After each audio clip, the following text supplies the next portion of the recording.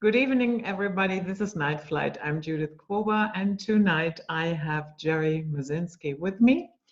He has been working as a mental health practitioner and a counselor for 35 years, and I'm very happy to have him here and his insights.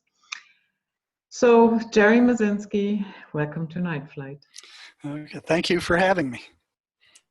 Jerry, would you like to add anything to what I just said about you, what the listener should know?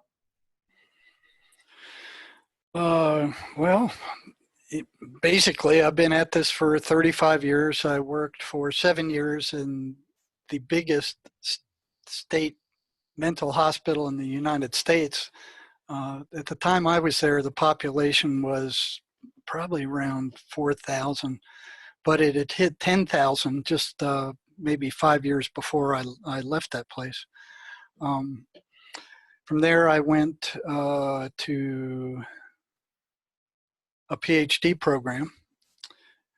And when I got out of there, I went to Arizona, worked in a ER doing psych crisis. And from there, 2 years in a mental health center. From there, about 18 years working in the psychology department of a state prison. And that's where I learned a lot. At the state hospital, the unwritten rule was you don't upset psychotic patients. And they got upset when you began asking them about their voices.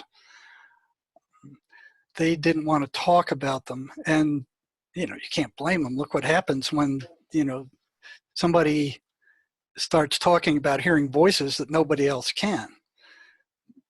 The other people are spooked. Parents get upset. They say they're possessed. Everybody gets all upset. Friends start backing away, thinking this is a weirdo. They take them to the psychiatrist. The psychiatrist says, listen, your brain is broken. You're crazy. You got to take these toxic meds for the rest of your life. And if they don't do it, they lock them up. They try to tell the psychiatrist, but these voices are real. They're real. And they go, you're crazy. We don't hear them. Nobody else hears them. You hear them. You're nuts. So they learned very quickly not to tell people about the voices. And in fact, instead of psychiatry listening to them, after all, this is diagnosed as a thought disorder. And these are thoughts that these guys are having. And they won't listen. They just blow them off and say, you're hallucinating. We're going to tell you what's happening to you. You've got a chemical imbalance in your brain, and you're psychotic and you're crazy and you're insane, and you got to take these toxic meds for the rest of your life. Not good news. It's like they're just blown away. So from there, if they don't take their meds, they lock them up. They put them in an insane asylum. And so they learn not to talk about these things. In order to not to have to take those medicine, or why? Or they just do not want to be labeled crazy? Well, both. Now, the medications have some nasty side effects, several nasty side effects.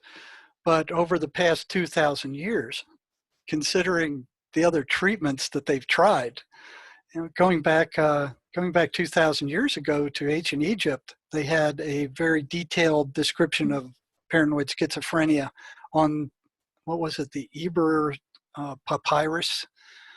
And what they would do back then would be to drill a hole in the person's head, thinking that whatever's in there would get out. In most cases, that didn't work. If they had some pressure on the brain, that would work, but it didn't do anything for the voices.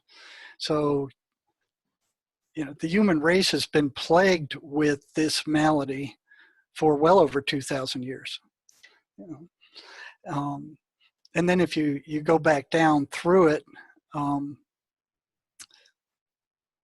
were some other things they tried? Back in the 1800s, they would also drill a hole in the patient's head and they would pour alcohol in there. thinking that they were going to get rid of the voices that way. And it didn't work. So they went from that to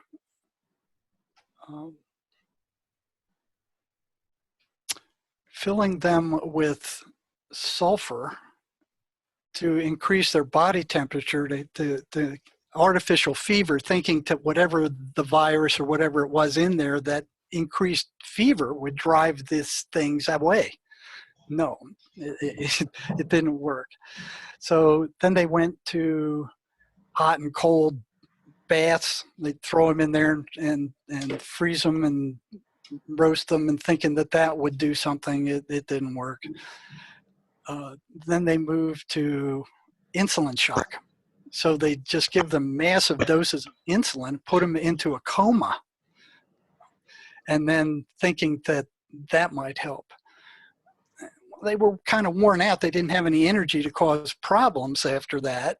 And back in the old days, in the 1800s and early 1900s, before the inception of antipsychotic medications,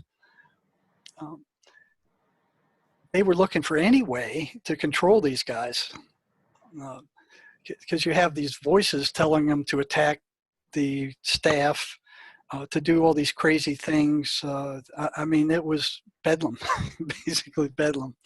And the only way they could control them before that time was by these insulin shocks, electroshock therapy, and wrapping them up in a straitjacket until they just, exhausted themselves. So from the insulin shock, they went to something called electroshock therapy. And they were still doing that at the time I worked at the state hospital. What they do is put these paddles, they were about this big, on each side of the patient's head. And I watched one of these, and I've got a pretty strong stomach. But after seeing that, I almost fainted.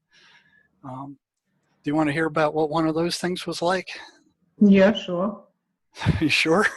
Yeah. Okay.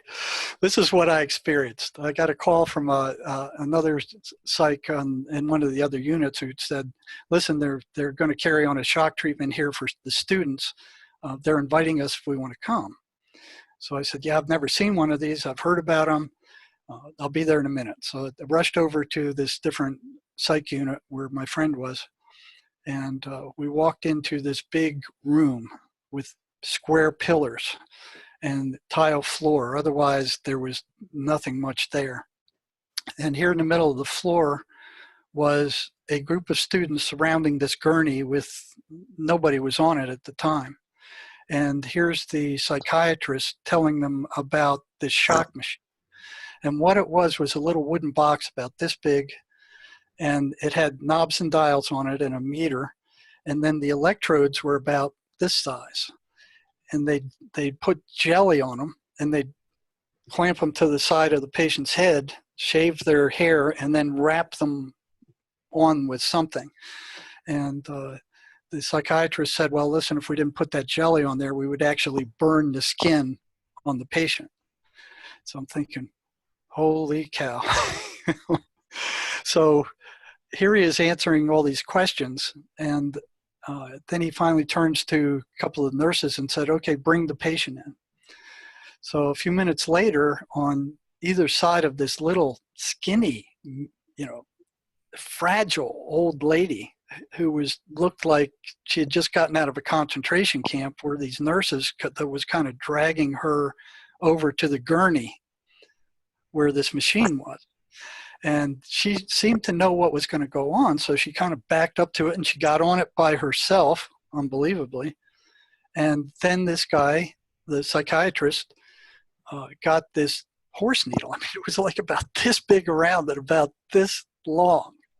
And he stuck it into this vial of a clear fluid. And it wasn't clear, it was milky fluid. And he drew it in there. And I'm looking at this thing, and it was humongous. It was giant.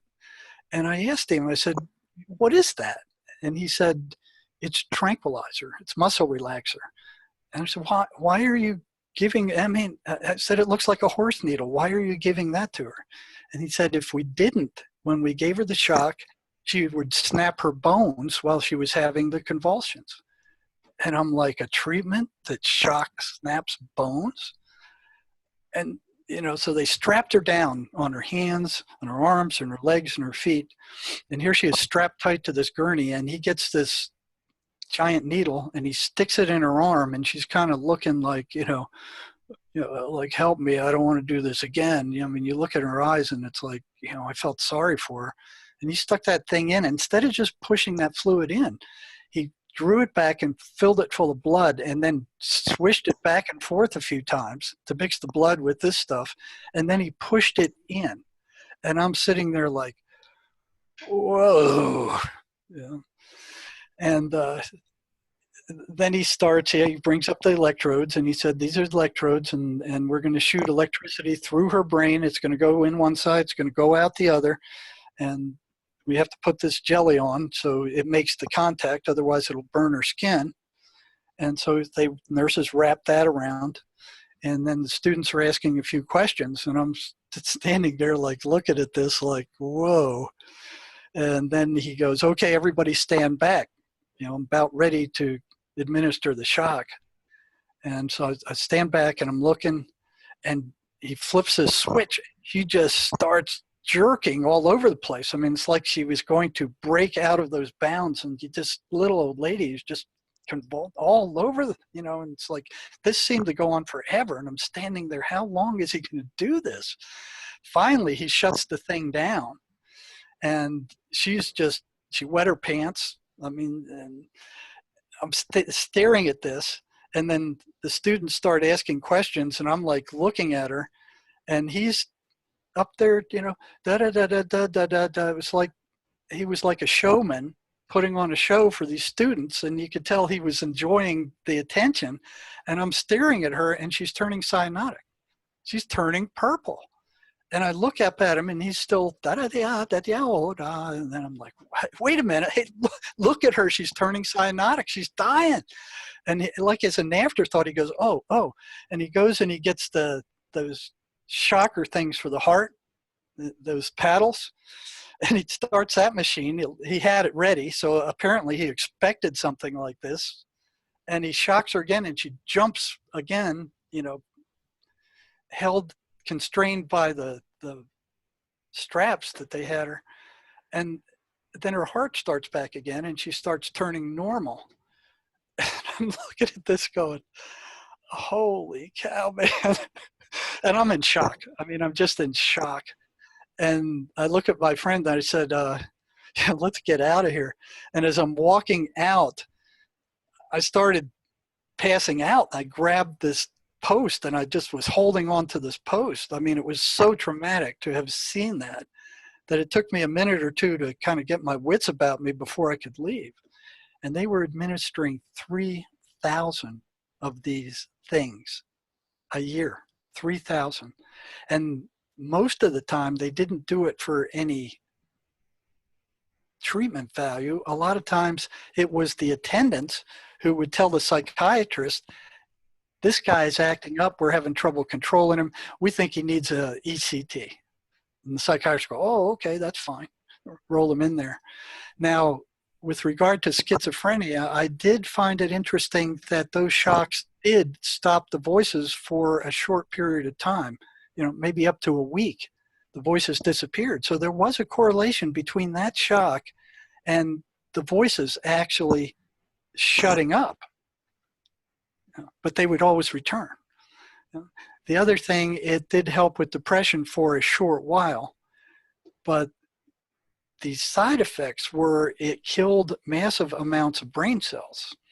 And there was one neurologist who reported that he could see a difference in the composition of the brain after even one of these things. And they gave them repeatedly. And like I said, often it was for punishment, because once you get hit by that, you're kind of wiped out. You don't have any energy to cause any problems for a good while after that, because your brain is stunned and you're just kind of like, oh, geez, like I said, that was common treatment there. So now I forgot your question. What was it? It was like, what did I notice? No, I wanted to ask you, you went at one point into a completely different direction. So what sparked your suspicion that there might be something else going on than what the official... Oh, I can tell you that. The first suspicion I had, and when I first started work at the state hospital, I believed like everybody else. I was taught, and everybody else believed, that this was a chemical imbalance of the patient's brain, and that these medications and what they were major tranquilizers, somehow temporarily straightened out whatever that imbalance was.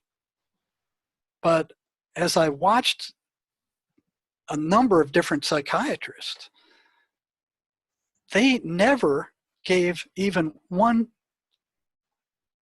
course of lab work to try to check and see what that chemical imbalance in the brain was and how far off it was. Regular doctors, they'll give you blood work and you have all these scales and they say, oh, well, it falls in between this scale, so it's high, it's low, it's in between, we need to do this to bring it up. No, it wasn't that. All they would say is, oh yeah, it's a chemical imbalance in the brain, and that's exactly what the drug representatives were telling them, and that's exactly what they were taught when they were going through medical school, because the pharmaceutical companies had major influence over what was being taught there.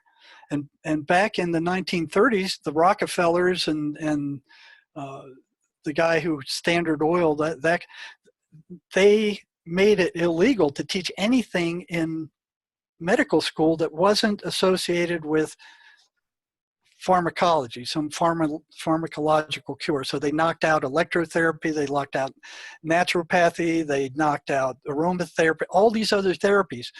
It was illegal for them to teach that in medical school. And if they advised the patient to go seek one of these other treatments, their license was taken away. So here's these billionaires determining what is going to be taught in medical school. And one of the things they taught in medical school was schizophrenia is due to a chemical imbalance. But they didn't even know what that imbalance was. You'd ask them, well, what's imbalanced? Well, we think it's serotonin. There's a correlation between the depletion of serotonin and schizophrenia. A correlation. There's also a correlation between schizophrenics drinking milk and schizophrenia. There's a one-to-one correlation. It's like, it's nuts what they're doing. I mean, if you were a caveman and you saw a car and you noticed that every time that car moved, that the wheels turned, you'd be going, hey, there's a one-to-one correlation between that car moving and that wheel turning. So it must be the wheel that's making that car turn, make it go. I mean, there's hundreds of processes in between that are coming down to make that wheel turn before it actually turns. And here's the pharmaceutical industry and psychiatry and the whole medical establishment saying, oh yeah, there's a correlation between the depletion of serotonin and some of these other drugs, and so it must be a chemical imbalance. But they don't have a single iota of proof. That's just a matter of fact, it has been staunchly disproved at this point. It is a falsity, and they're still teaching it. If you go onto the internet and you look up the cause of schizophrenia, the drug companies, who are making, by the way, $3.6 billion a year selling this toxic stuff, will still say, oh, well, it is believed that there is a chemical imbalance, or it is thought that there is a chemical. They're still pushing it. They don't want any interference with their bottom line. So, and certainly they're not about to believe that there is a disease in existence that does not have a physical cause. I mean, that's beyond their what they can conceive. So the first thing I noticed is, here they are saying there's a chemical imbalance, but they don't know what it is. They have no way to measure it. They have no lab tests for it. They have no EKGs or EEGs or anything else that will definitively show that there's a chemical imbalance. And if there is a chemical imbalance, which of the 32 or so neurotransmitters in the brain are imbalanced?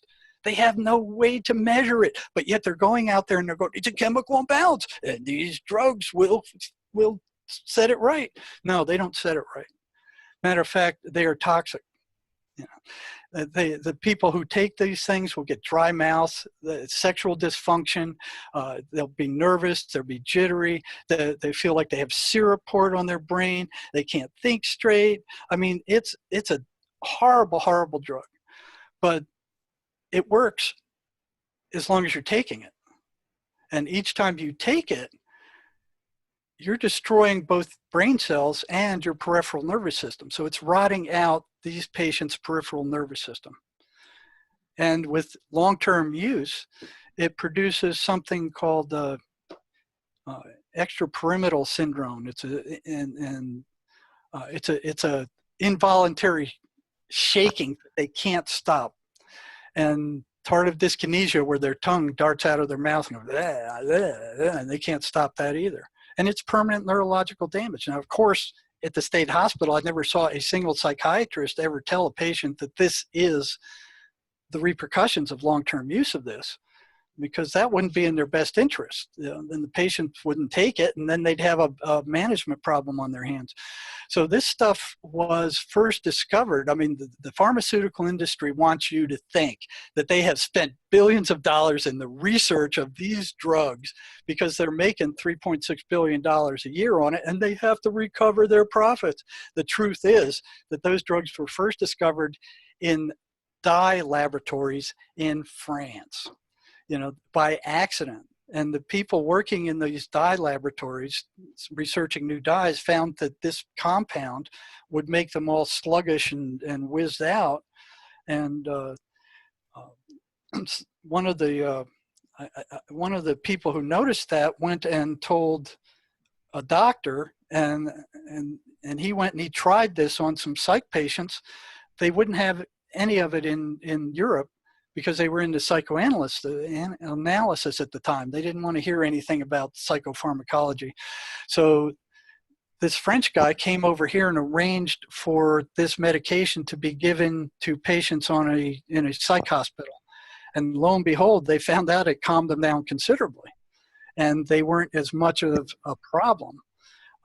And that was a way to manage psychotic patients without having to fight them and wrestle them down and wrap them up into these straitjackets. Because in those battles, both sides were being hurt. You know, the attendants were getting, black eyes and broken bones, and so were the patients. I mean, it was a battlefield.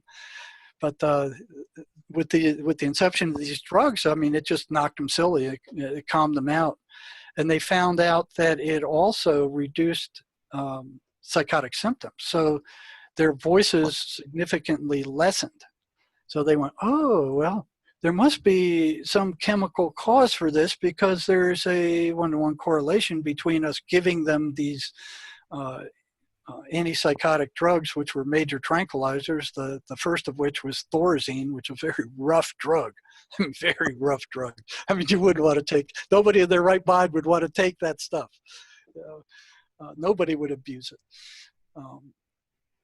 But what they found is the patients wouldn't stay on it. So that was my first clue that something was off. Here they kept pushing this chemical imbalance, which they had no proof for, they had no measurement for, and they had no lab work. So, what's going on here?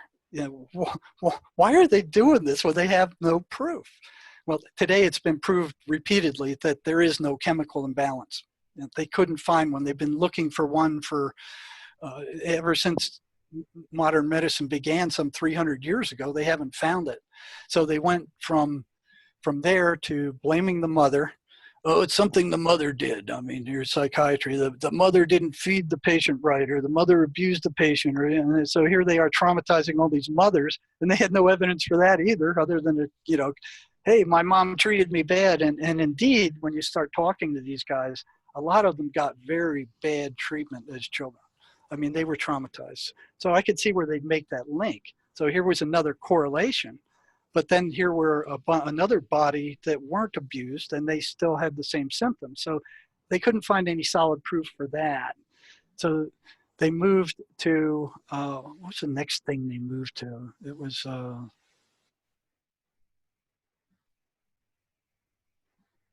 think it might have been the chemical imbalance, and now they're on genes. Now they're trying to find some genetic marker, and they're going, oh, well, there's a correlation between gene 32A and schizophrenia. You know, here they are again. Yeah, let's use CRISPR, and I will edit that out for you. Oh, man, I tell you, they drive me nuts. Mm-hmm. So, and at what point did you decide to encourage the patients to talk about their voices and what they are hearing? I think that was after one of the common things that I saw in working with these schizophrenic patients was that their voices would often tell them to kill themselves. You know, they were no good, and they didn't talk much about that, but and they were very hesitant to talk about their voices because every time they did, the psychiatrist would jack up their medicines. So they, you know, they're like, oh, well, wait a minute, this stuff's bad enough at the level I got, you know, and if I start talking about it and this guy tells psychiatry that I'm still hearing these things, you know, they're going to increase my medications until I can't even think straight or get out of bed. And that's kind of what happened, you know. Oh, you're still hearing voices? Well, here, take another dose of this stuff, you know, until you're just kind of like a walking zombie. So they kind of kept that to themselves, and the last person that they would want to tell about their voices is somebody like me, you know, who worked for the establishment and had a close tie with psychiatry. And indeed, we were kind of like the watchdogs for psychiatry. You know, hey, man, this guy's causing problems, or I think this guy's off his meds, or so here were the voices, you know, in several cases telling them to kill themselves. And matter of fact, a lot of them did. I got some statistics on that somewhere, but I think it was 4 out of 10 attempted. Let me see if I can find the stats for that. Yeah, here we go.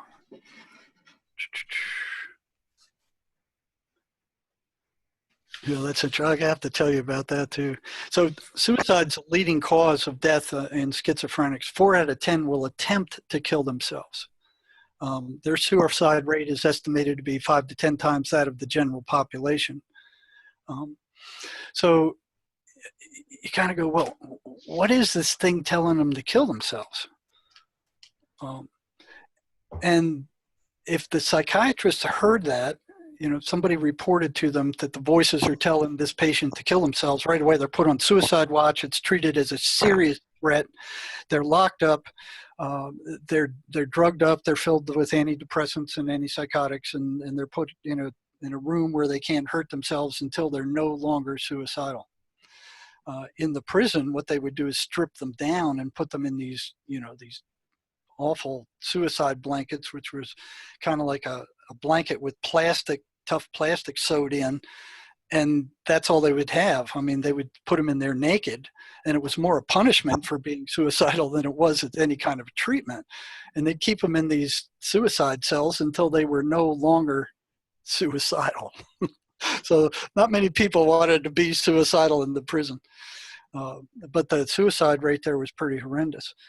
So the psychiatrists would act as if the voices were real and there was something substantial to them when they heard that the voices were telling these patients to kill themselves. They would react like, you know, somebody stuck them with a hot poker and they, okay, lock him up, order these medications and don't let him out until he's not suicidal anymore. But anything else the patient tried to tell them about what the voices were saying were completely blown off as hallucinations. You know, oh, that's just crazy hallucinatory nonsense.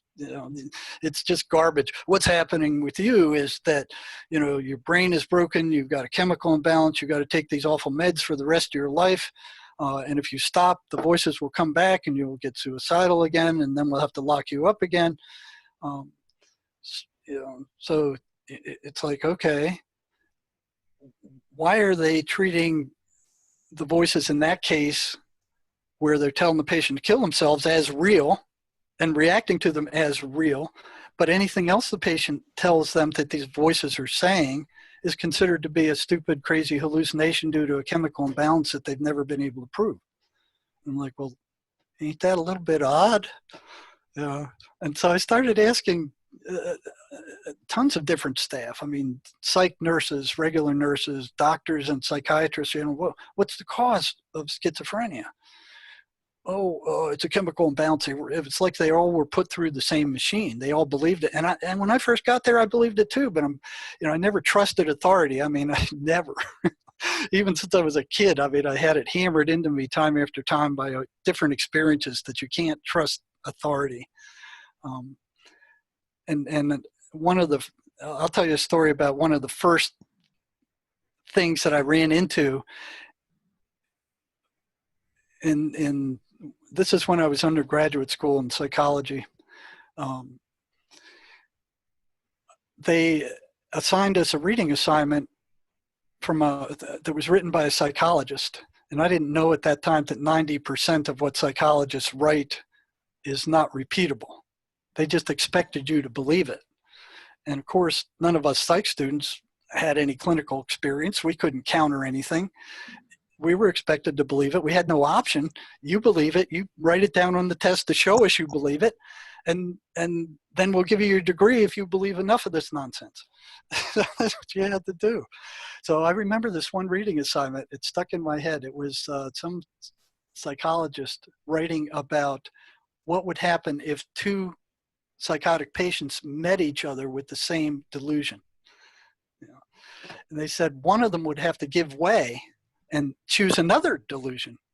And even as an undergraduate student, I'm sitting there thinking, well, okay, you got two crazy people that are insane. Why would one of them have to give up their delusion so this other guy could have his delusion? And that stuck in my mind. I said, that just doesn't make any sense to me at all. So run it up like, probably another, what was it? Maybe probably another 15 years or so. Maybe 10. But here I am doing my rounds in the psychiatric hospital. I hit the second floor and I'm looking for new patients and checking on the old ones. And here's this new guy that I hadn't seen before who's kind of walking around shuffling, so it looked like he'd been hit by that antipsychotic med long enough to where his neurological system was impaired. And he's carrying on a conversation with himself. And I kind of creep up on him and try to listen. And it was a coherent conversation. It was like hearing one side of a phone call. It wasn't word salad. It wasn't random garbage. He was actually talking to something or someone that I couldn't see and carrying on a conversation with them and responding to whatever they were saying and arguing with them, whatever it was. And, he saw me coming up and I said, hey, I hadn't seen you before. What's your name? And he looks at me and goes, I'm Jesus Christ. And I'm like, oh yeah. And it's like I thought back to this psychology article back in undergraduate school, and I look at him and I said, no, you can't be Jesus Christ because I am. And I'm like, okay, what's he gonna do? And I'm sitting there watching him, like just on pins and needles to, like, okay, where's he gonna go with this? None of the other staff saw me, otherwise I'd probably be in trouble. But I was always operating below that level anyway. And he thinks about it and he stops and he's like, and then he looks at me and he goes, okay, we can both be Jesus Christ. And he turns around and he walks off. And I said, shoot, if they lied to me about that, what else did they lie to me about? you know, and there was a series of things like that. And the problem is that undergraduate students cannot access a psychiatric population unless you jump through their hoops. And it's like they got these people locked up and you can't study them and they're not studying them. And this schizophrenia is supposed to be a thought disorder, and they haven't done a single solitary thought study on the thinking of these people. Matter of fact, they don't ask the question, where do thoughts come from? And when I was in the doctoral program, I was starting to, it was like 2 years of this crazy stuff. You know, I had almost a straight A average, and I was really getting sick of it. And it was like boot camp for, it was this dense programming that, I mean, they were changing me, and I didn't want that. I didn't want to be changed that way. But what I was after was thinking that they knew where thoughts come from and that they were just hiding that. You know, they were waiting for people to go through the ranks and get their master's and undergraduate and then get up there, and then they would tell you where thoughts come from. So here was this lecture that the head of the psychology department was giving to second-year students. And he was actually teaching us how to lie with statistics. And I was shocked. I mean, a formal course on how to lie with statistics. I mean, here he was giving us a personal, and I raised my hand, and what he was doing was treating the bottom 5% of a normal curve as if it were an entirely different population and not connected with the rest of the population, the overall population. He's treating it as a separate population. And I raised my hand and I said, well, how can you do that? And I'll never forget his answer. He looked at me and he goes, well, you know, if they're too stupid to know what I'm doing, that's their problem. And I was just shocked. I just absolutely shocked. And I look at the other students and they're just sitting there going, oh, that's how it's done. But there was one guy that I was good friends with. I look at him and he just kind of looks at me. He's in shock too. And then we had to turn back and look back at the professor before he saw us kind of looking at one another going, what's going on here? So I figured, okay, at the end of that lecture, he goes, does anybody have any questions over anything? And I raised my head and I go, yeah, tell me where do thoughts come from? And he looked at me like I just asked him, where does a candle flame go when you blow it out? And he's just staring at me like stunned, like nobody asked these kind of questions. Who is this guy, you know? And he doesn't answer. And after staring at me for like 10 seconds, he goes, well, I'll come and talk to me after the lecture. So I go to talk to him after the lecture, and he kind of scoots out of there. And I'm like, uh-oh, I'm in trouble again. So here you got a thought disorder that nobody's looking at the thoughts, you know, and they can't even conceive of it. I mean, it's supposed to be one of the best psychology PhD programs in the country, and they're not even asking the question. So I think your original question was like, how did I start suspecting this? Okay, so the foundations were already rotten before I got into the state hospital. And there it was, the unwritten rule was you don't upset psychotic patients for any reason. And asking them questions about their voices upset them. You know, the voices would right away kick up. And I found out later when I was working with prisoners, several times the voices came up and told them, shut up, don't tell him anything, he already knows too much. I mean, I'm hearing this time after time after time from different patients with different voices. And it's like, you know, but that's years after I hit this other thing. And then the other strange things I was seeing was, you know, doing my rounds in the psychiatric rehab center. And every time the chaplain had a ice cream social down in the main meeting area, all my schizophrenics were on the ward. You know, so here they are sitting on this dingy ward instead of going down there and eating ice cream and cake, which were hard to get hold of there. And I'm like, well, that's odd. And I saw that time after time. And then I started asking them, well, why are you staying up here? Why aren't you down there with the other guys getting ice cream and cake? Well, I don't like church and I don't like preachers and that's a bunch of crap. And it was consistent.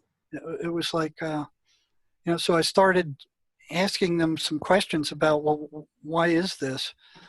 And periodically I'd hit the voices get louder when I go into those places, when I go into the churches. So I started wondering, well, I never took the word of just one patient. I would take the question I asked and then start asking. I had an unlimited supply of schizophrenics there. So I'd start asking these others. And time after time, they'd say, well, yeah, the voices don't like the Bible. They hate the 23rd Psalm. When I read the 23rd Psalm, they act like worms thrown onto a hot frying pan. And I'm like, whoa. So I started handing out the 23rd Psalm. And I got the same response. All these patients said the voices hate it. They hate when I read the Bible. I said, well, what did they tell you? And they said, well, Jesus couldn't even protect himself. What makes you think he's going to protect you? And this is the voices telling them this thing. And I'm like, this is a hallucination.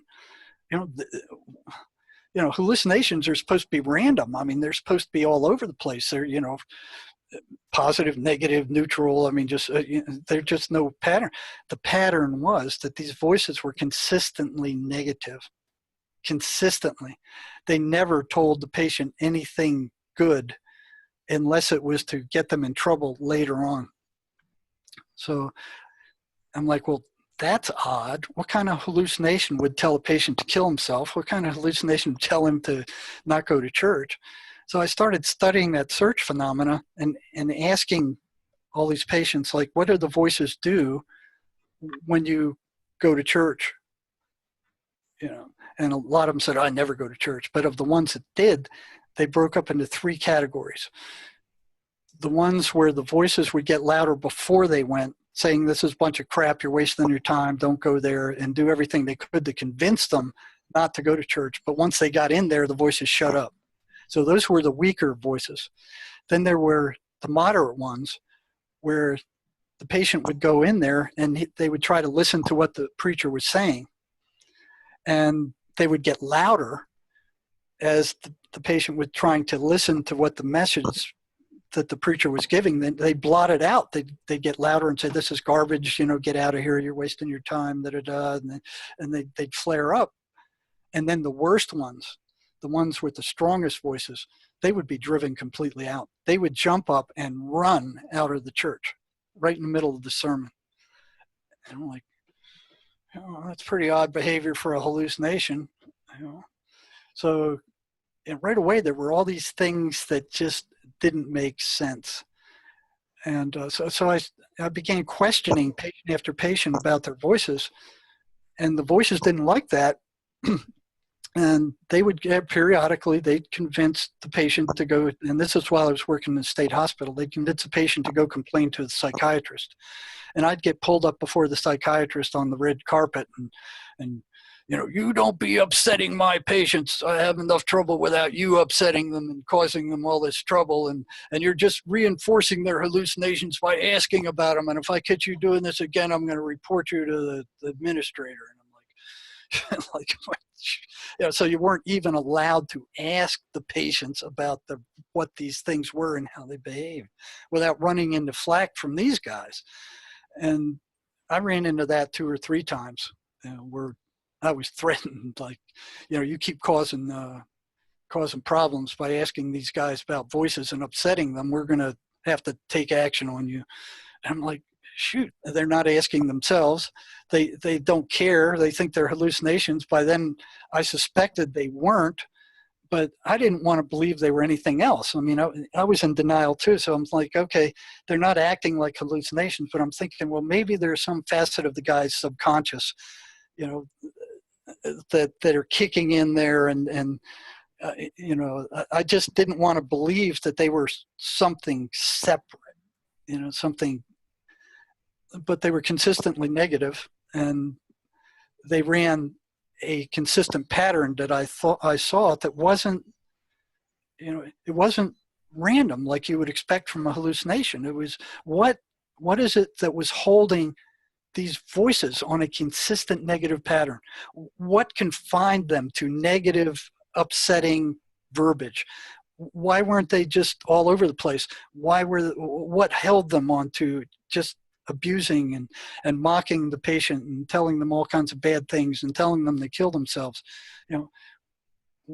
What was doing that?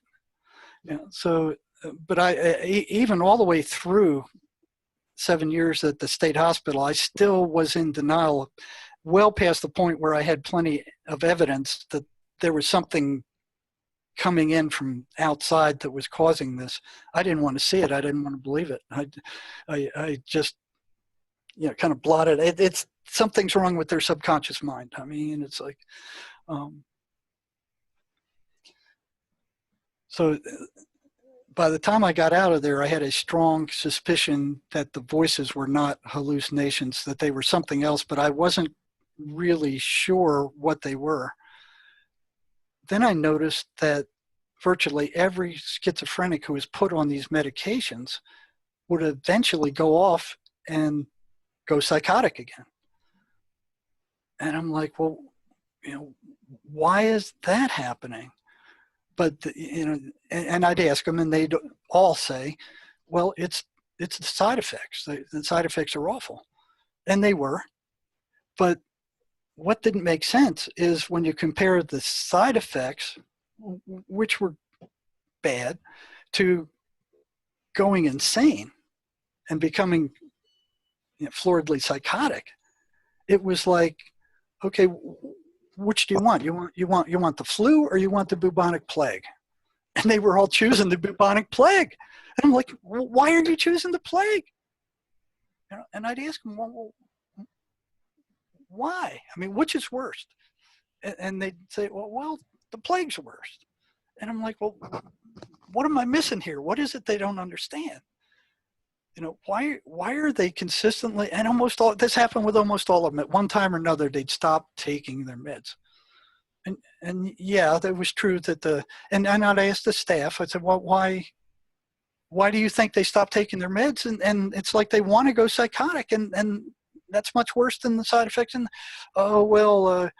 that's just a symptom of schizophrenia. I'm like, a symptom of schizophrenia. And they didn't even want to know why. They weren't even curious. Well, it's just a symptom of this craziness they have. They do crazy things, and they do crazy things. I mean, they do crazy things. So I came up with this questionnaire, and it had write down all the nasty side effects that you've experienced from your antipsychotic meds. So not all of them have the same side effects. So I'd give them a blank piece of paper, said, write down every bad side effect you've experienced from your meds. And then I went to the DSM, I think it was a 3 at the time, and I wrote down all the symptoms of paranoid schizophrenia, which were like 2 pages of awful, awful symptoms. Suicidal thoughts, hallucinations, nightmares, demons attacking you. I mean, it was just all these awful symptoms. And after I got back the sheet of the side effects, I'd hand them all these symptoms from the DSM-3, and I'd say, I want you to check each one of these that you've experienced. All right, so they sat there and they check them all off. And there were a ton of them that they checked, and then I'd hand them both back, and I'd say, well, which one's worse? And they go, well, going psychotic is worse. Well, then why do you keep going off your meds? And you know what they'd say? Every single one of them. When giving that right in front of them where they could see the objective data, the subjective data, they would say, I don't know. And that went on for like 3 years. And I didn't stop asking them. I'm like, well, the staff don't know. I haven't got any kind of decent answer from any of the staff, any of the psychiatrists, any of the psych nurses. they don't know why they keep going off their meds other than the side effects. But then when you rule out the side effects, what's going on? It's like, again, it's like they're choosing the bubonic plague over the flu. I mean, it's not, both choices are bad, but one is much worse, and they're consistently choosing the very worst one. And they don't know why they're doing it. So it's like 3 years, 3 or more years, I kept asking the same question over and over again. And I started feeling crazy because you ask the same question over and over again, and you get the same answer, that doesn't make sense over and over again. It's like expecting a different result, and it's not coming. So it was my last year at the state hospital, and one little gal got into trouble. She went off her meds. She was doing good in classes. She was going to cosmetology class, and she was doing good while she was on her meds. She went off her meds for the third time, and they were about to discharge her from the program because if they won't stay on their meds, they're not going to be able to function. They're not going to be able to work. So she went off her meds for the third time, and they were fixing to discharge her from the program, thinking, well, if you can't stay on your meds, you're not going to be able to work, and we're wasting our time and money on you. And her mother calls me from, this was South Georgia, and says, please don't discharge her. Let me come up there and talk to her on Friday with you. Let's see if we can't find out what's going on. And I can't handle her at home. And I tried this before on my own, and it's not working, and I can't deal with this. I'd like to meet with you and her on Friday. And I said, okay, come on up. And on Friday afternoon, all three of us were up there, and her mother and I are asking her why. This is the third time you went off your meds, and every time you did that, you went insane. Why do you keep doing it? And she goes, I'm not sure I want to tell you, and I'm like, well, we got to know something, otherwise we can't keep you in the program. Are you going to keep doing this? And I said, why after 3 times, each time you having to be rehospitalized because you went psychotic, why do you keep doing this? And she said, because the voices told me that those medicines were poison. And I don't know how many times I've heard that from psychotic patients. A psychiatrist is poisoning me. They're trying to kill me. They're poisoning me. That was a common excuse. And psychiatrists indeed were attacked at many times the rate of any other doctor or any other staff at the hospital. And I have that assault rate there. The assault rate for all jobs was 12.6 assaults per 1,000 workers. The assault rate on doctors, medical doctors, other than psychiatrists, was 16.2 per 1,000. The assault rate for custody staff, that's attendants who are around these guys 24 hours a day. I mean, so here you have attendant staff 24 hours a day. Their assault rate was 69 per 1,000. They're with them all the time. And the assault rate for psychiatrists was 65 per 1,000. So 65 compared to 16.2 for regular doctors. What's going on there?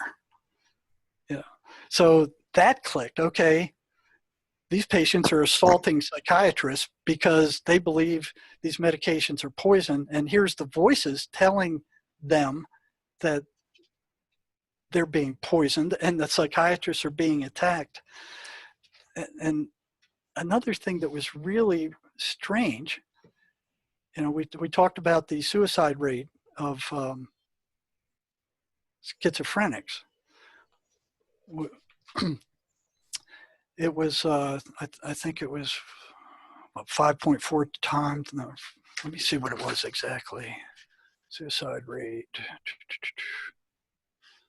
It was about 5 to 10 times that of the normal population. Now you look at the suicide rate of psychiatrists. It's 5.9 times higher than that of the general population. Ain't that interesting? And that comes from the Journal of Medical JMA here in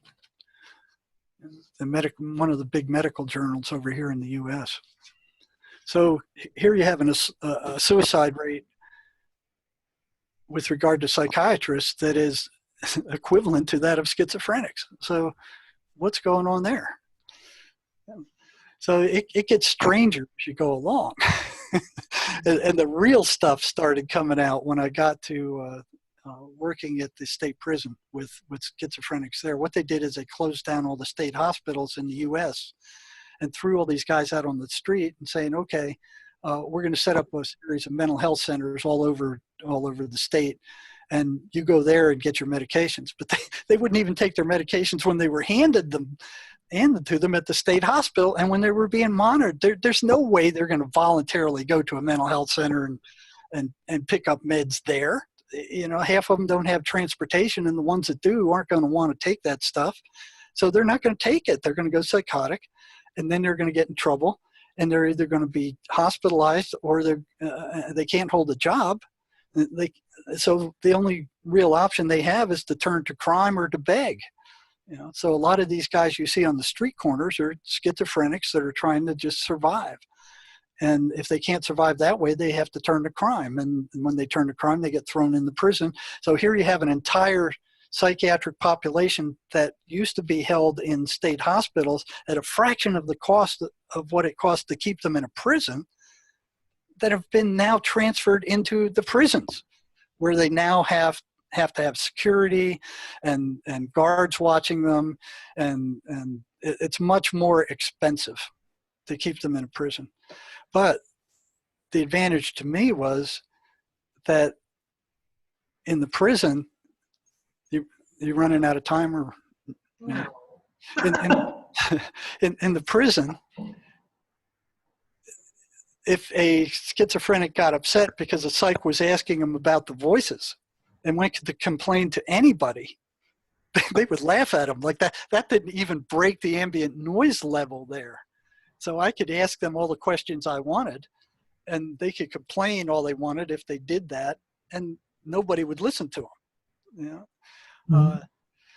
So you know, I was able to collect a group of schizophrenics that I trusted, and they trusted me, and we would try different things that would see what impact it had on their voices.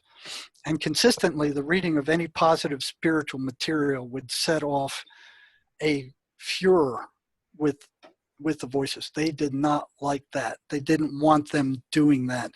The reaction to the 23rd Psalm was consistent. It always upset the voices. They always went off and started complaining about it. And still, even at that point, you know, I still was in denial that these things were something separate. I just, you know, I didn't want to believe that. And here they are giving me mounds of information that countered that thinking, but I didn't want to see it. I didn't want to believe it. So as we came up with more and more, and the ground rule I operated with while in the prison was whatever upsets the voices is, they don't like it, it's bad for them. So give them a double dose of it. Now, if I did that at the state hospital, they'd be all over me like they were. Well, you're upsetting the patients with your questions, and we don't need them upset. But, you know, in the prison, everybody's upset anyway. You know, all the prisoners are upset. All the staff is upset. It's just, you know, it's not a very fun place to be. But for the investigation of the voices, it was a perfect place to be.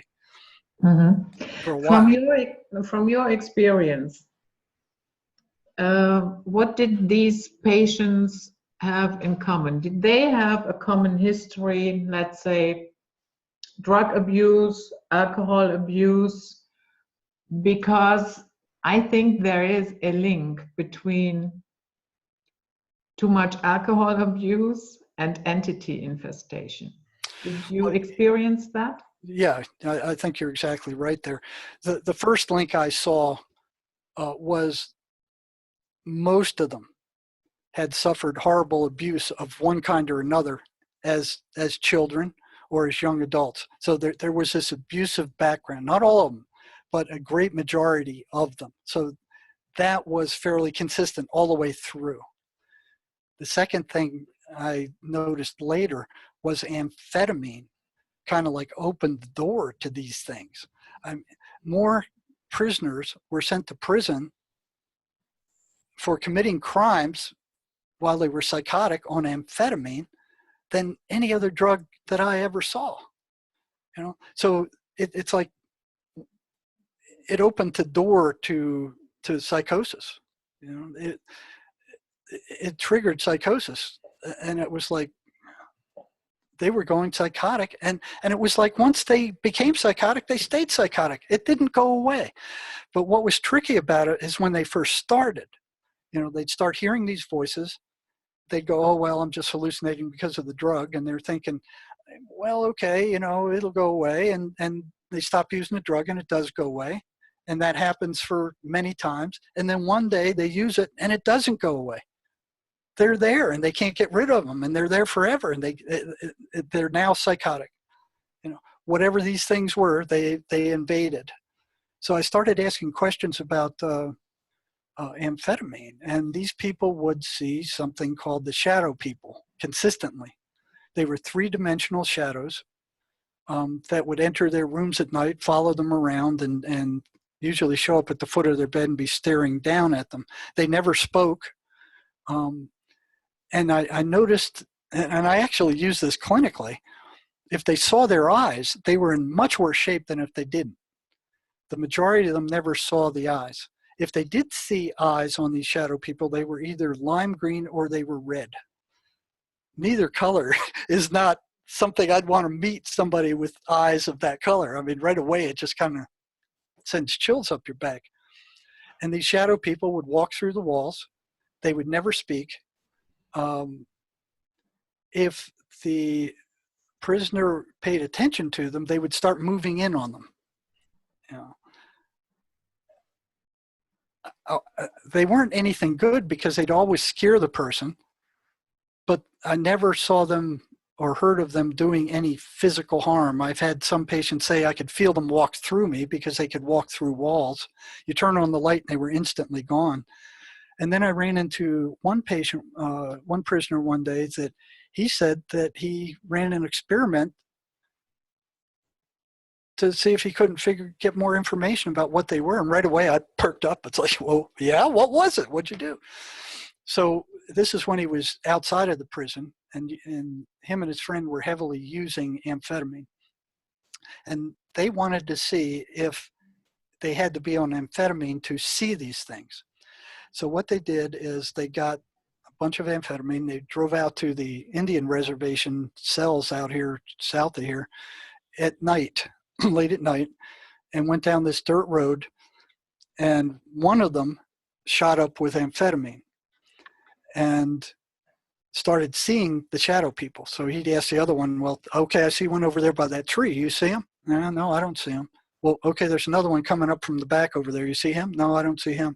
So they determined that the guy who was on the amphetamine could see these shadow people, and the other guy who wasn't at the time couldn't. So they both shot up. Now they wanted to see if they were both seeing the same ones. And I'm finding this fascinating. I'm sitting there on the edge of my seat listening to his story. And he'd said, well, okay, he'd point to one over there, and he'd ask his friend, you see that one over there? Yeah, I see him. Well, what's he doing? Well, he's hiding behind that bush over there. So they determined that they were both seeing the same thing. They were both seeing the same shadow people. Now, one thing that happens when you're paying attention to these things is they start coming toward you. And I don't know why they do that, but it's pretty scary. And so what he said is that as they were watching these guys, and they were kind of, focused on, kind of comparing notes about what they were both seeing, they determined they were both seeing the same thing. These things were coming out of the desert at them and began surrounding them. And they looked at that and they got scared and they jumped in their truck and locked the doors. So here they are watching these things from outside the truck, and their truck was completely surrounded by these things, three-dimensional shadows in the shape of human beings without eyes, just milling around out there. And then he said the back of the truck went down as if somebody dropped a huge boulder in it, and the front went up. and they turned around and the whole back of the bed was full of shadow people. And I asked him, I said, well, what'd you do? And he said, well, we started the truck and we almost wrecked it getting out of there. And I asked him, I said, did they follow you? And he said, no, they didn't. And, you know, I could sense he wasn't lying. Why would a prisoner tell something like that to a psych? You know, he'd have to be nuts to do that. You know, it's like you just don't tell psychs that kind of stuff. And he wasn't crazy at the time I was talking to him. You know, he was sane. But what kind of bothered me about that story was the back of the truck going down, because I didn't think these things could affect physical reality. You know, I thought that whatever they were, they lived in the guy's head. You know, and they weren't talking to, none of these shadow people were talking to this guy. You know, but here's this other dimension that sent the back of this truck down and the front up. And what bothered me about that is my belief was that they could not affect physical reality. That whatever they were stuck in the patient's head and they couldn't go out, you know, because they, you know, I couldn't hear them. None of the other staff could hear them. You know, I got to where later on, when I was working in the emergency rooms doing psych crisis, where I could feel their presence and I could feel it strongly. But back then I couldn't. And the fact that this guy's reporting that they could affect physical reality, I'm kind of wondering, you know, well, you know, that's, I don't like that, but I just kept it in the back of my mind. And at that point, I knew. Let me see. Yeah, I knew that they were, and I don't think those shadow people were the same as the voices. They were something else, but they were spooky. But what really broke me was the stories that a lot of these prisoners were telling. The first one that we worked on, the first breakthrough I got where we actually got rid of the voices, was this guy who used to work on Wall Street. And he had a, you know, like a, making tons of money. And he started using a lot of meth and amphetamine. And then he started hearing voices. And he was married for years, and he was hearing voices for years, and his wife never noticed. And I said, well, how did that happen? How could she not tell? He goes, well, I'd go out into the garage and I'd just talk to him myself, and she'd catch me and I'd just tell her I was just talking to myself. So the voices didn't like his wife. They don't like wives. They hate little kids. You know, they hate the person being in any relationship. What they want to do is poison any relationship so they have the victim all by themselves where they can't get any help. So they were always bad-mouthing his wife. And at one point she asked for a divorce, and he was relieved. You know, he was happy. And when she saw that, she went ballistic. She just took him to the cleaners. And he ended up without a house, without a job, on the streets in New York City, living in Central Park, covered with newspapers and knowing which restaurant garbage cans to live and eat out of. And he liked that. You know, that's how he wanted to live. It was very simple, and he had his voices, and he was comfortable that way. And I'm like, whoa. And he came to group one day, and I started working with him. He was one of the chosen guys. And finally, when I learned enough about how to get rid of these things, you know, his voices one day in the office, when we tried this last thing, they disappeared, and they screamed as they left. They were screamed. And he sat there stunned, and he almost fell out of his chair. And I'll never forget his words. He turned at me and he looked and he said, the silence is deafening. Because it was the first time in decades he had not heard the voices. They weren't talking, they were gone. And he was in shock. He couldn't move, he couldn't stand up, he couldn't get out of the chair. He just sat there like, you know. So I check on him every once in a while after that.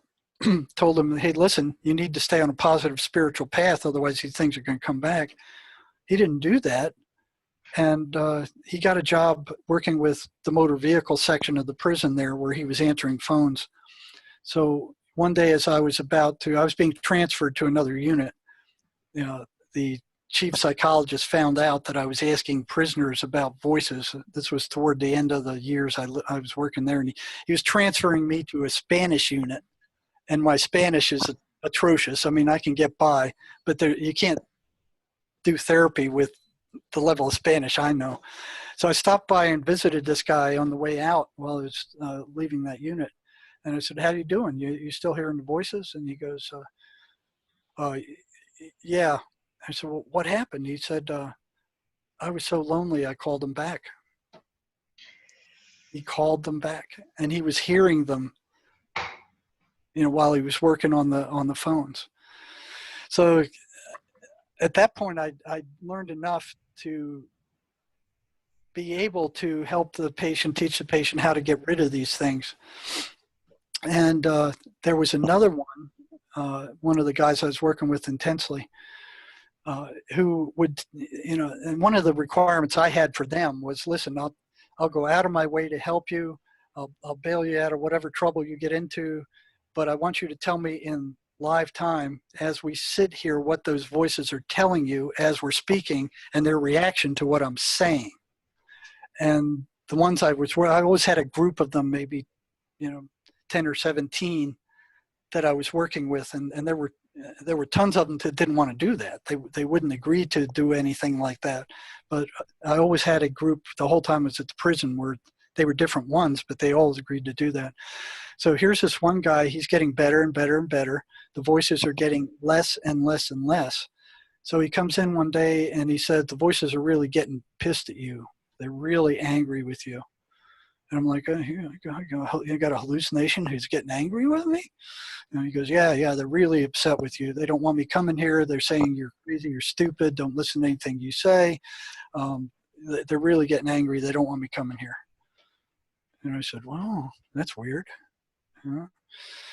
And so he kept coming because he was getting better. And we kept working.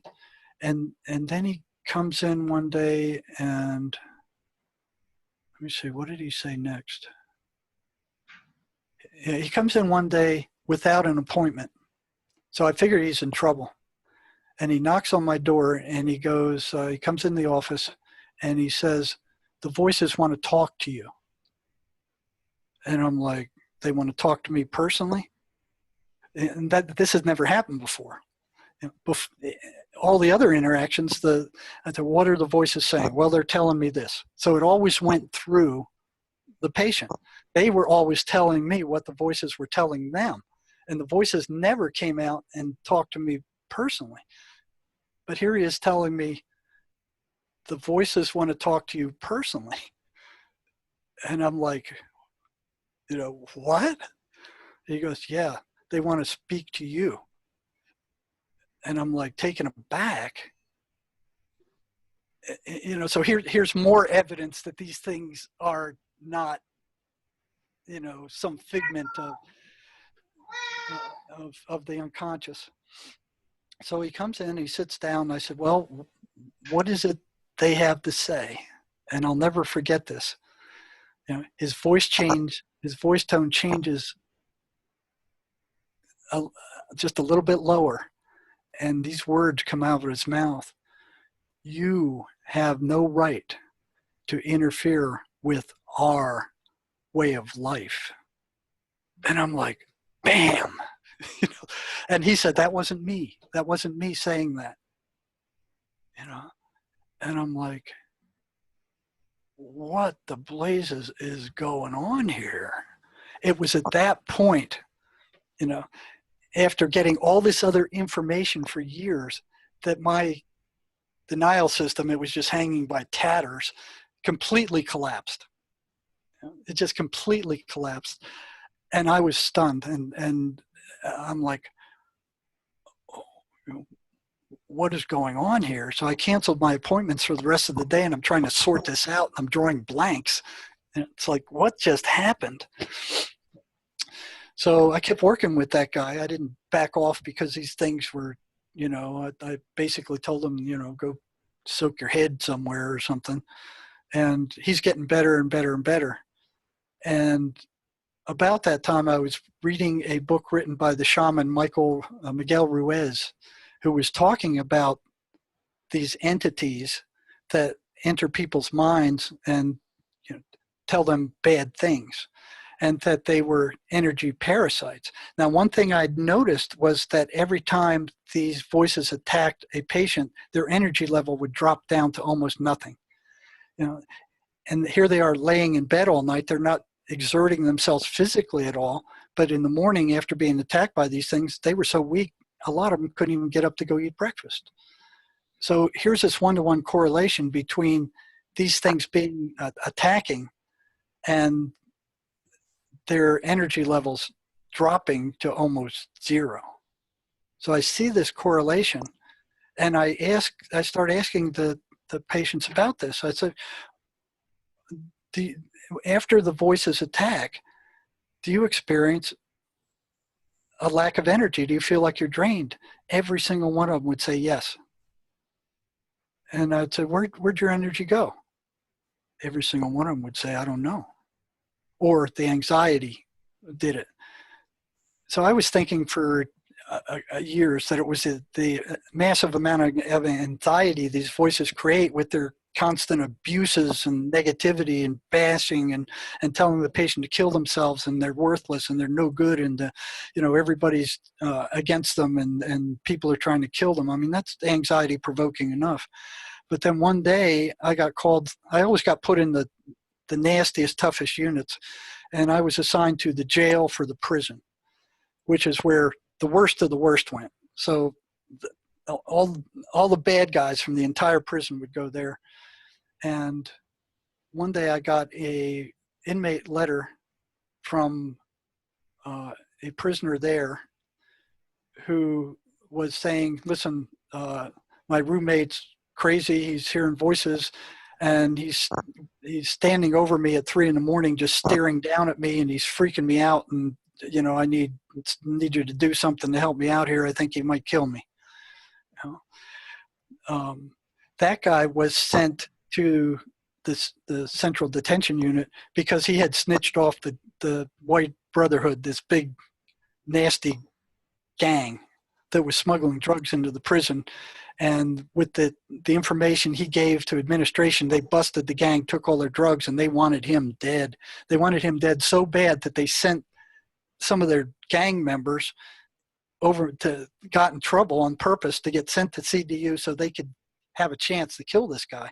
So they couldn't take him out of the cell without an escort, because if any of the other ones could get at him, they would kill him. He'd already been stabbed by them previously, so that's why they put him there, because they knew his life was at risk.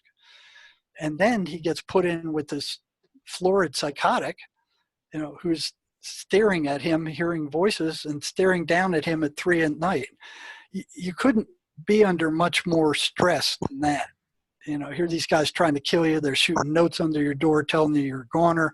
They're going to kill you the first chance they get. And now you're locked into this tiny cell with a flaming psychotic. So I go over there, and they were both in the same cell. And I call them out one by one.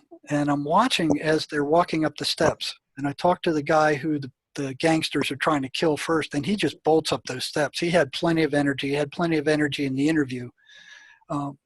And he coherent, and he went back down. And then I called up the schizophrenic guy. He could barely make it up those steps. He had no energy, and throughout the interview, he was just so low energy that he just was barely speaking. And after I finished that interview, I went, it's not anxiety. It's not anxiety that is causing this.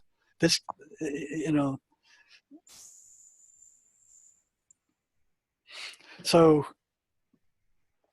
after that, I was reading Miguel Ruiz's book where he was talking about the energy drain that these entities cause to people he was working with.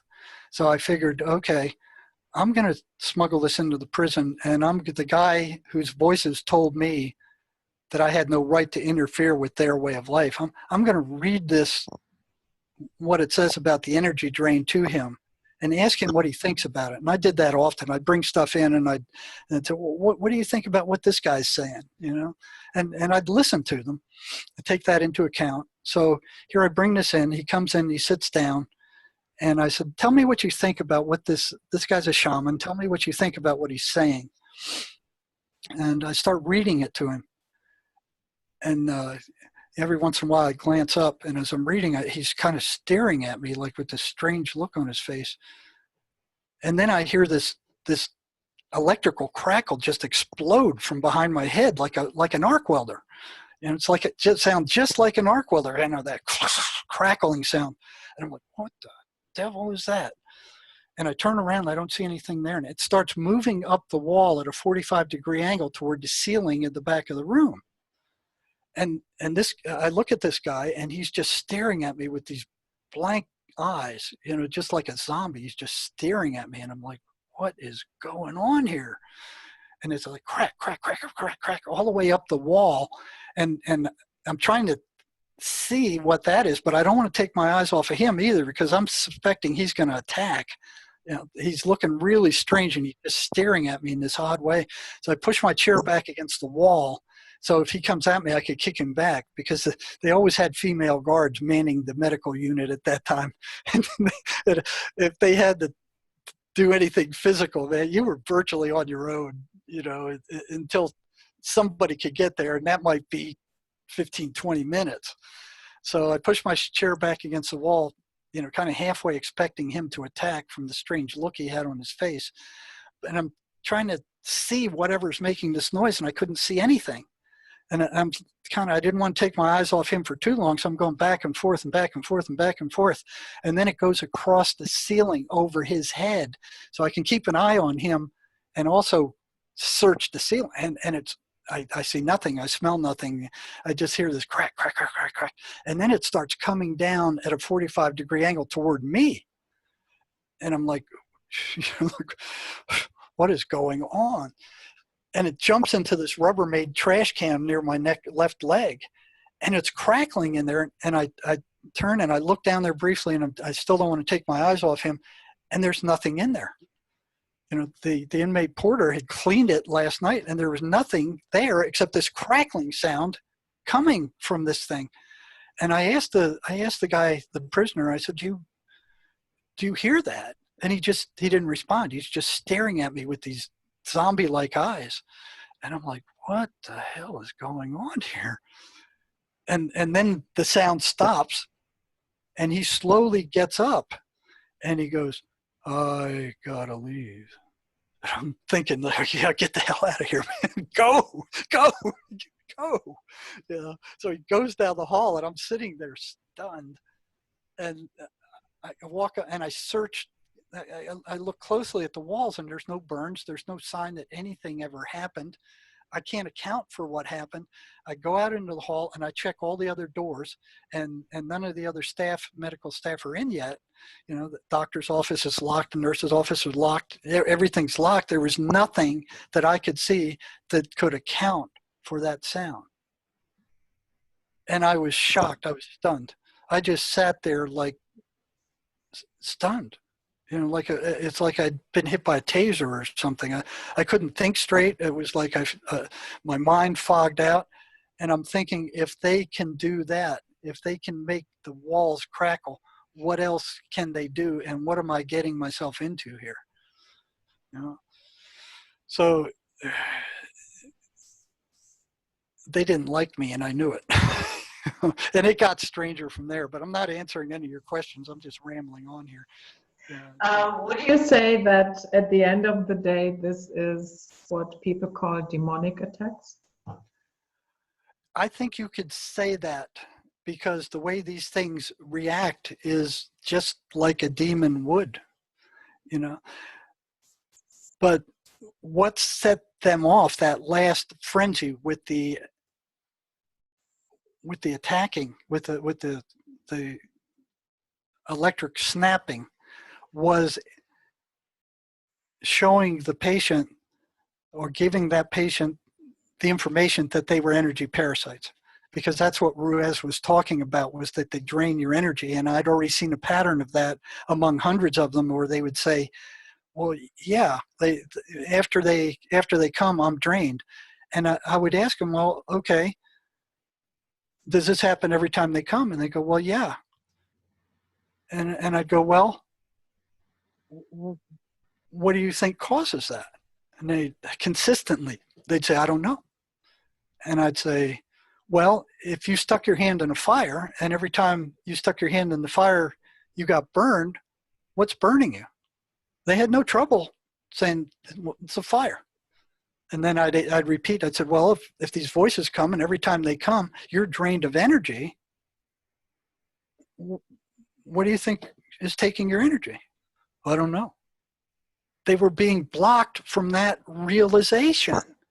You know, some of them got it, but most of them were not allowed. Something was interfering with their being able to see that. You know?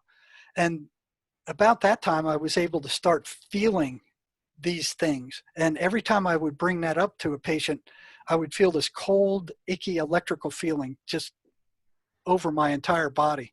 So I knew that's what it was. It was them. They were reacting to that. That's the last thing they want a patient to know, is that they are stealing their energy, but they have to turn it negative first. So that's why their messages are always shameful and disgusting and horrifying and negative. They have to turn their emotional state negative first to generate negative energy before they can take it. And that's why they can't stand the person reading the Bible or going to church or reading any positive spiritual material, because that's going in the opposite direction. You know? So they're friggin' energy parasites. And Swedenborg talks about that. And they don't want that out. They do not want that information out. That's the last thing they want out. And the only reason these antipsychotic drugs work is because they calm these guys down. And when they're calm, it's much harder to get them upset.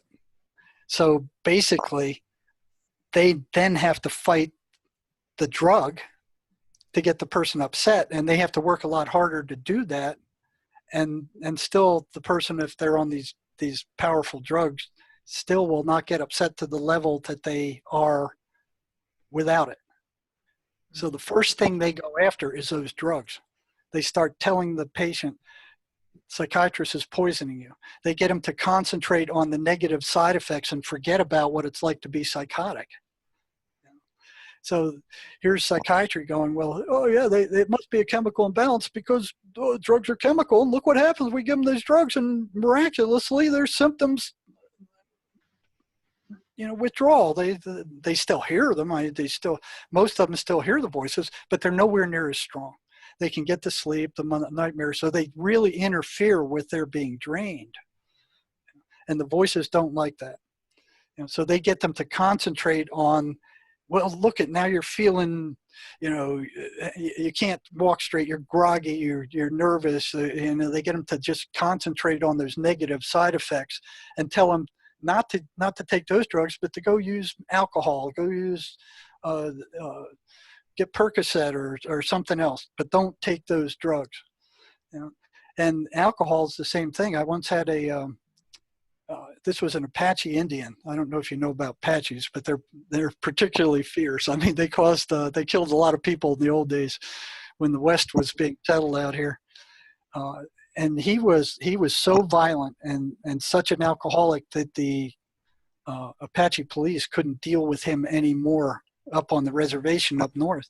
So they were sending him down to the prison.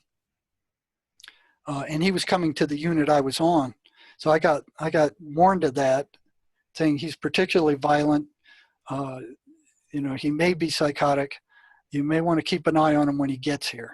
So I'm watching him. Usually they'll send him to Alhambra, the classification center before they send him to a prison unit. This guy's just crashing through the system. I'm watching him on the computer. He's crashing, boom, boom, boom. He's not stopping anywhere. He didn't go to classification. He didn't go anywhere else. He's just coming right through, and boom, he shows up at the unit. And, you know, I call him in as soon as he's settled in, and he comes in. He's this big guy, and he hates whites. I mean, you could tell just as soon as he walked into the office, the hatred just pouring off of him. And I could see him ramping up with each question I asked him. And I'm like, okay, enough for now. I'm going to be your psych. I'll be checking on you once a month. You know, be pulling you in, asking you, seeing how you're doing, and just check and make sure you're okay. You know, you got a psychiatric history, and I'll keep an eye on you. And I let him out, and it was like I had chills. Like, it's like, ooh. The feeling I got from him was like, you know, I'd rather slit your guts open, spill them all over the floor than say another word to you. Is what I was feeling from him. But I was partial to the Indians. Then they had a small little group of different Indians. They stuck to themselves. And I went to the head of the Indian gang, and I asked him. I said, "Listen, what's with this guy, man? This is what happened. This is what I experienced when he came to my office." And he said, "You be very careful with him." And I went, "Well, okay." He said, "You take it slow," and I did. And it was like 6 months before I could get this guy to really spend 15 or 20 minutes talking to me. And he was telling me all these stories. He was like an evil Indian medicine man. You know, he telling me about how spirits chased him and how he was attacked by them and the kind of things they would do. But he wasn't psychotic. He didn't fit the classical definition of schizophrenic. So I'm kind of going, you know, this doesn't, what he's telling me doesn't match being crazy.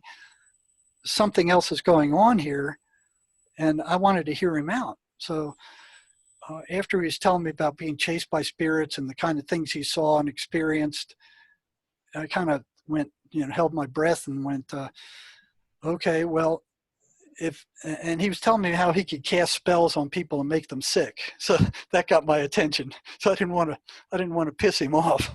So after about 6 months, I finally got the guts to ask him. I said, "Well, if you can do all that stuff, how come you can't stay sober?" And I was bracing myself for an explosion. And he goes, "Because of the spirits of dead alcoholics." He said, "If I take even one drink, they jump in there and they're craving more. They push me to drink more. They tell me I need more." He said there was a bar in Phoenix that he used to go past. He said the spirits of dead alcoholics, and he said he could see these things were piled so high into the sky that they disappeared into the darkness above this bar. And he told me about his girlfriend, who was also an alcoholic, and he said he watched these spirits walk her into a busy highway where she was hit by a truck and killed.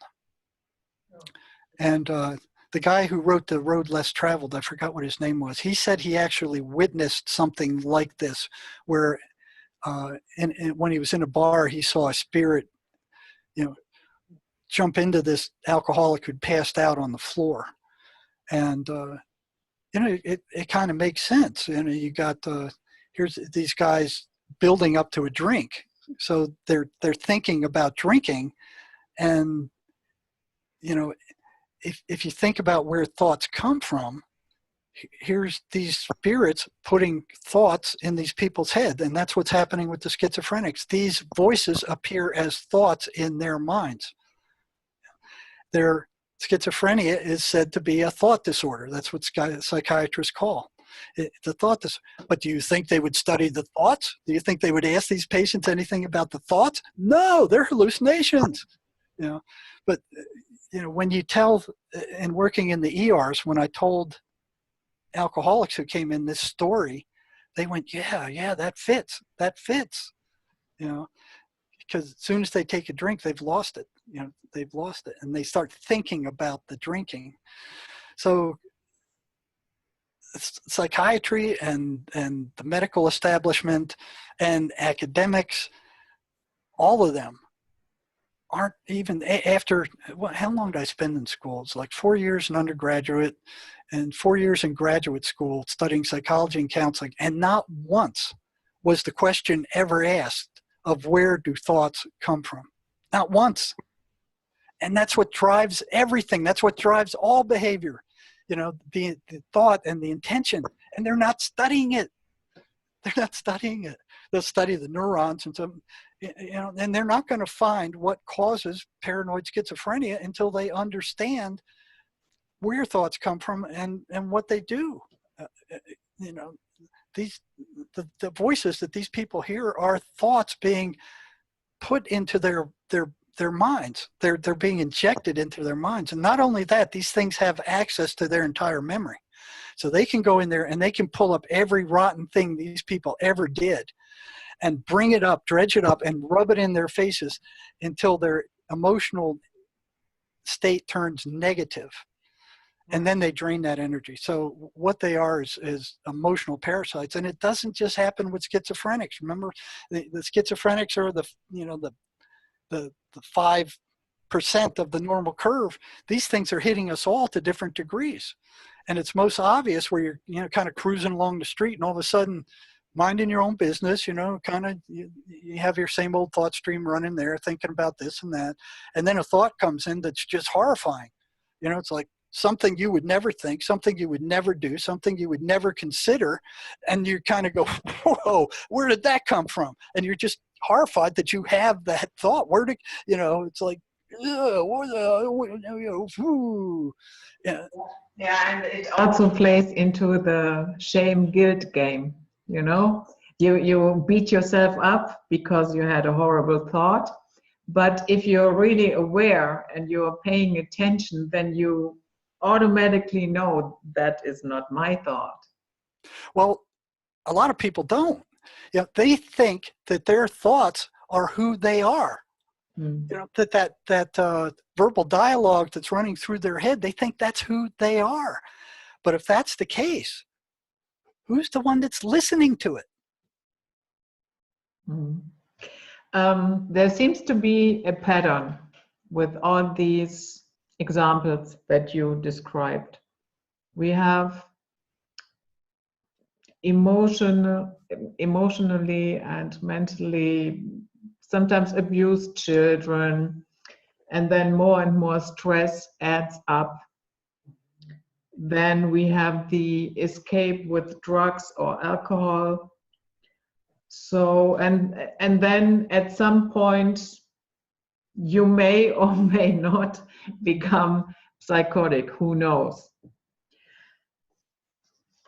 Would you say that it is a good idea in general to do what people call shadow work, meaning to get rid of that emotional and mental clutter that we are carrying around? Oh, yeah. Oh, yeah. Matter of fact, we all see the world through our psychological wounds. You know, it affects everything we see. And if those things are buried alive, that's exactly what these things go after. They know what you have buried there, and they'll go in there and they'll start picking at it, and they'll start putting all these thoughts in your head about whatever this shameful thing was that you did 10 years ago and that you still haven't dealt with. You know, so I wouldn't say they're completely useless, because they will go right to those buried traumas, that garbage that you have stuck in your head that's buried alive and that you might have forgotten about. And they'll start picking at that scab, and they'll keep picking at it and picking at it. Their purpose is to generate negative emotional energy for them to feed off of. And I don't know how many patients I've had tell me, well, you know, listen, they're bringing up stuff that I'd done 20 years ago and long forgotten about. So if you know that those negative thoughts are you know, are coming from something that awful that you've done or shameful that you've done that you've buried and don't want to deal with, you need to kind of bring that garbage up and deal with it. You know, work it out. It can't be swallowed alive, because it's going to affect you. Like you said, you're going to be seeing the entire world through those wounds. So if you were, you know, in my case, I got let down time after time. This is just a mild example by authority. You know, every time I trusted them, I was let down by them. And that was case after case after case after case. So here in my head is, you know, like, you better watch out for authority because they're going to pull a sneaky one. They're going to abuse you. They're going to, you know, you can't be trusted. Now, in my case, that worked out well in the investigation of these voices because I didn't trust them. I wasn't buying what they were saying. You know, I'd been lied to too many times already. I mean, Nixon lied to us about the Vietnam War, and Obama, every word that came out of his mouth was a lie. And then you got Merkel over there now, and Macron, you know, kind of telling all these lies. Oh yeah, you're just the European Union, everything gonna be all right. You know, it's like, oh man. So embedded in me is this, you know, I'm seeing the world through those glasses. You can't trust authority, and I'm looking for things they do. So I'm aware. So if they do something, you know, that looks suspicious right away, I've got it. But if you were abused by a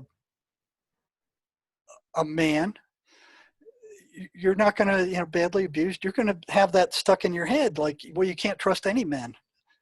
But the thing is, you'll be attracted to those kind of men because that's the way you think the world is. If you were raised with that, and you see that with females who marry alcoholics, they'll get rid of one, and next thing you know, they've married another, and they don't even know it.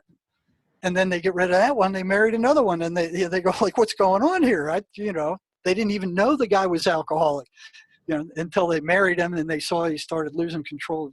So you kind of, you know, that's the way the world is supposed to be, and something in you senses that, and in it comes, you know, until you deal with that, and then everything changes. Some people might not be in the position to, let's say, have a correct judgment of their own situation. So do you have any advice for family members, friends? With regard to what? How to, before they completely slide into that psychotic state, how to prevent that? Well, usually it appears, and then you're dealing with it. You know, a really good book written by Miguel Ruiz, this is the same shaman that I was reading that section to. He came out with a good book called The Voice of Knowledge, and it talks about that internal dialogue. Now, Manuel Swedenborg says none of your thoughts belong to you. Who you are is the one who's listening. You know, so the dialogue that you're being fed, that entity within you who's listening will either buy it or not buy it. You know? And if it buys it, then it's the power. That's your spirit. You know, this mental garbage. You know, every negative thought. Sherry, she's my cohort. She's helping me write a book right now that we're almost done with. She heard voices as a young woman, and they almost killed her. And I kind of ran into her by accident while we were working on prison reform issues. And you know, you ought to interview her too, because you'll get it then from her side and what it was like to hear these voices too. And I'm sure she'd be more than willing to talk to you. Okay. Yeah. But it's what we've both saw, her and I, from her personal experiences and from what I've seen, is that every negative thought that flows into your head about yourself or somebody else is put there by these entities, and they want you to react to it. You know? And that will generate the negative emotional energy that they feed off of. Looshing. You got it right on. That's exactly right. That's exactly right. And that's what it is. They want that loosh, and that's how they generate it. Now try to convince psychiatry of this, and they'll lock you up. They had their chance to get me. Yeah. I worked side by side with them for 35 years. They had every chance in the world to lock me up. They missed their chance. Mm. Now, if I was speaking like this while I was employed, I don't think I'd be employed very long. Yeah. Where do you see the medical establishment going? Do you have some hope that there might be big changes coming in psychiatry? Not until they're caught up with. I mean, you look at what those characters are doing. They started off with this DSM, this dictionary of psychological illnesses, which is all made up. And then they get together every couple of years and they add a bunch more to it, including at one time they had Southern Belle syndrome in there, which is, I don't know if you know about Southern Belle's Gone with the Wind. I don't know if you saw that movie. It's like, and they had homosexuality. They considered a mental illness for a long period of time. And now they got all these disorders.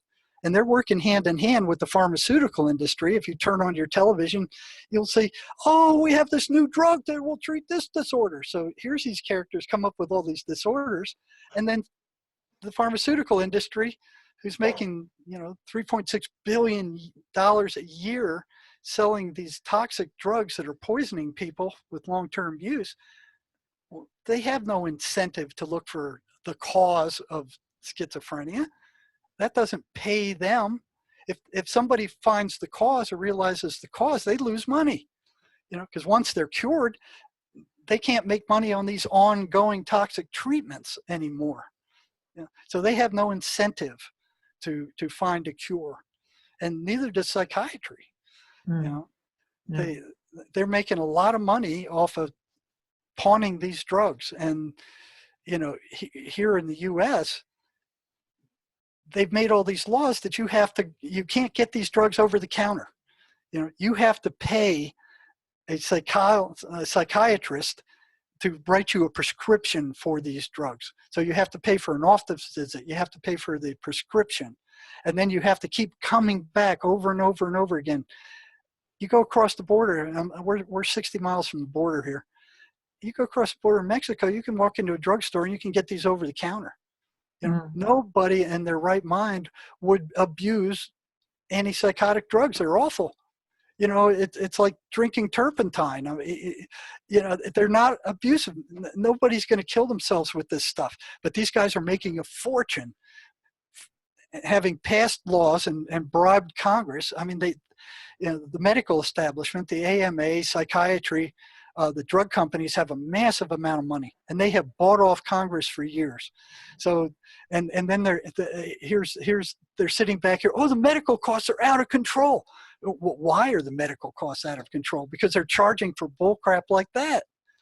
You have to go through them to access these drugs, where you can go across the border and just get them over the counter. And every time you need a refill, you have to go back to them to get that refill. And the drugs here cost 75% more than they cost in Mexico, and they're made by the same companies. No, it's maddening. It's maddening what they're doing. It's just absolutely maddening. It's the biggest scam that, and they're perpetuating this. You go on right now and you look up some of these, what causes schizophrenia? Well, it's a chemical imbalance of the brain. It's thought that, it's believed that, or there's a correlation with, or, we think it's this gene. It's all the stuff that the normal guy can't even take a look at and examine for himself. And it's the same thing with the psychiatric population. If, for instance, if you wanted to get into a mental hospital and start asking schizophrenics about their voices, you couldn't get in there. They wouldn't let you in. I've visited in the past the United States many times. And what I found astonishing was that when you switched on the TV, that there was a lot of advertisement for, let's say, drugs that deal with your emotional stability, depression, what have you. I'm not saying the psychiatry here in Europe is better, definitely not. But I've never seen such amount of advertisement for that. It's sickening. They control the legislators. They control the Congress. And you look at those advertisements and they'll go, they show you this picture of these people with a big smile on their face while they're saying, oh, well, it could kill you. It could cause renal failure. It could cause heart attacks. It could cause, psychiatric disturbances or here's all this with this low, monotone, boring voice tone in the background, yeah, but ask your physician about this. So they're drug pushers. And then 6 months later, here comes the lawyers, well, any of you who've been damaged by this drug, hey, there's a class action lawsuit. Let us know. We're suing these people. By then, the drug companies have made a fortune on this stuff. What they're doing is they're friggin' drugging the entire population. People can't deal, they're being taught by these drug companies that they can't deal with their emotions themselves, that they have to take some of these chemical bullcrap they're selling in order to be normal.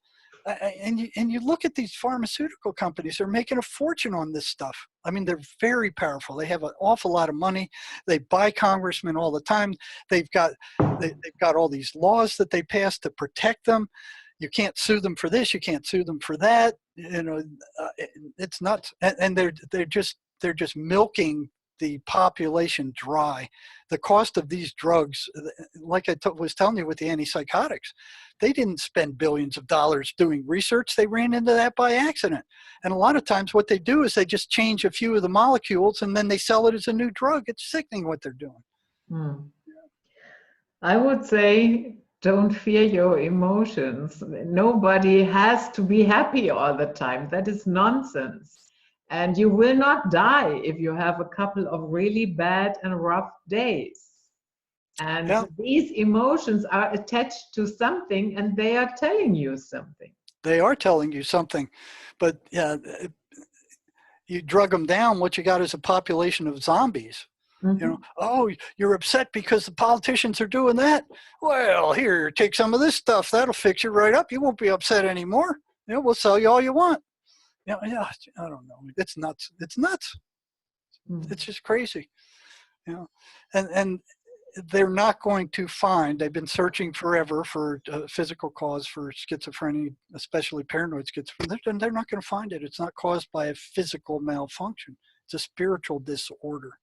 The spirit gets sick first and the body follows suit. And shamans have known this forever. So it's very frustrating to know what I know and to see what they're doing. It's evil. It's just what they're doing is just downright evil. I don't think I answered many of your questions. I know you had this whole list of questions. I don't think that is no problem. But you know what? After our first attempt, that only took a couple of minutes, and then you were frozen. It went pretty good.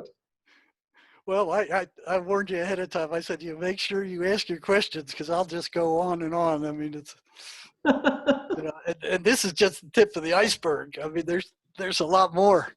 Yeah, you can definitely come back. Okay.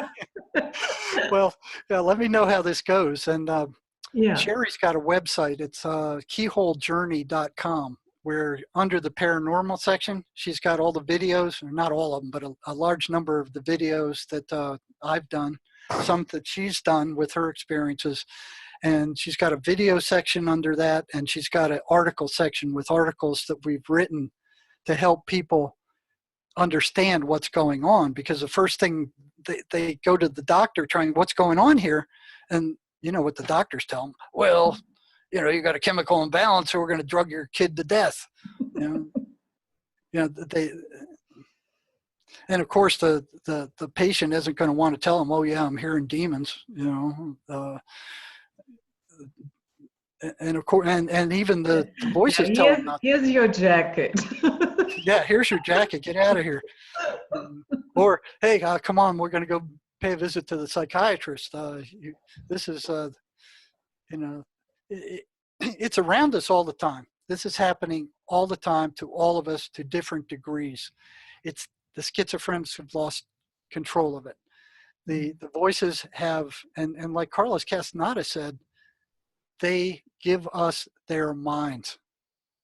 So you see this battle when you're working with schizophrenics. You see this battle going on between who's controlling their mind. You know, they're fighting to keep control, and the voices are fighting to gain control. And there's this huge battle going on constantly.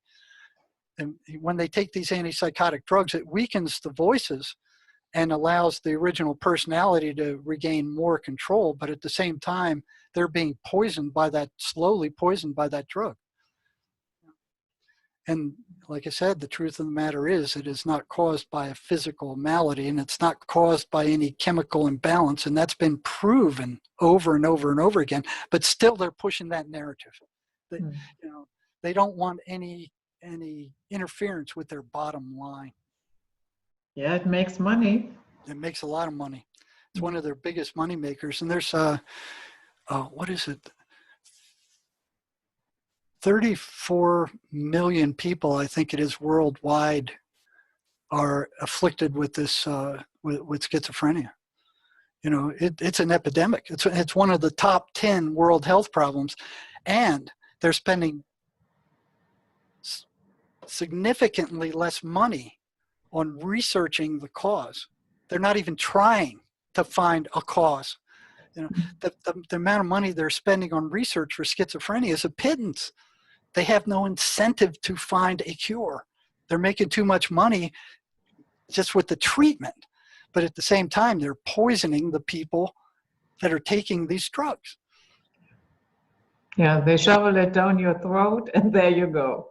Yep. Come back next month. Pay me another $200 for an office visit, and then pay the pharmaceutical company $750 for your medicine for a month, and that's what it takes to keep you sane. You don't want to pay that, then go insane. Go to a mental hospital. And then they're going, oh, we can't understand why these medical costs in the United States are out of control. We just don't get it. Oh, we just can't figure it out. What's going on here? It's nuts. It's nuts. You know, they're going to come take me away. Of course, I've given them enough information. You know, anybody who believes in evil spirits, must be insane. They've had their chance. They've had 35 years to lock me up, and they've failed, and now they're going to pay for it. Okay, Jerry, I thank you very, very much for coming. You're more than welcome. And this was Nightflight for today. And okay. I hope you have a beautiful evening, a beautiful day, wherever you are. We see you all next time. Bye-bye. Okay. Well, shoot me a copy of the video when you get it done. I will. I'm most